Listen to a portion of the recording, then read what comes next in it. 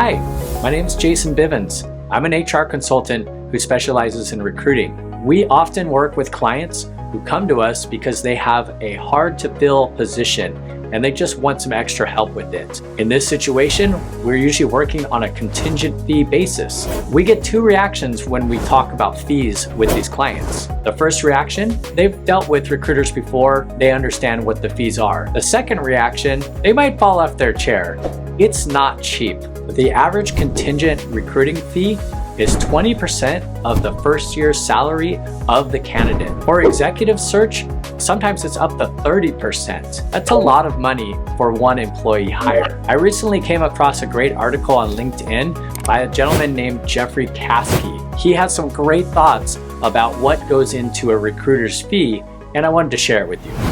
Why does it cost so much to hire a recruiter? Here are some of the bullet points that Jeff shared in his LinkedIn article. 10 hours were spent on market research, competitive analysis, and candidate mapping. Another 25 hours on building out the search and doing the actual sourcing of candidates. An additional 25 hours spent interviewing the candidates. 10 hours coordinating interviews, prepping candidates, interview debriefs. 5 to 10 hours working with the hiring manager, fielding questions, understanding the job from the hiring manager, and about 15 hours on administrative tasks. One line item that I found very interesting that the author mentioned was that he spent 5 to 10 hours as a psychologist or therapist with his candidates. Now, it sounds a little bit funny, a little cheesy, right? But this is a real thing. When you are talking to somebody about possibly leaving a job that they've been at for 10 years, 15 years to go join another company, there is a lot of psychology and sometimes salesmanship that goes into that. We're not trying to mislead people or trick them into taking the job. We want to tell them everything about it, but there is that element of helping them through the process, and that's what you're paying recruiters to help you do. Apart from the time spent to fill a role, all recruiters also have overhead to account for. Job board subscriptions, applicant tracking software, search tools, office space, technology, and phone bills.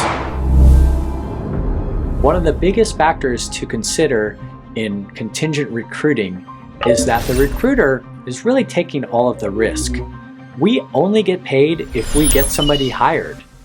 This means we may work for weeks, sometimes even months on your job order. We may send 3, 4, 5 good candidates that you interview, but at the end of the day, you may have an internal referral that you just love and you want to offer that job to that person instead. In that case, no matter how much work we've already put in, we're out. We make zero. Now, I'm not trying to get you to feel sorry for recruiters, not at all, but I am trying to shed light on what goes on in the process and how in many cases we're working for free for sometimes weeks or months.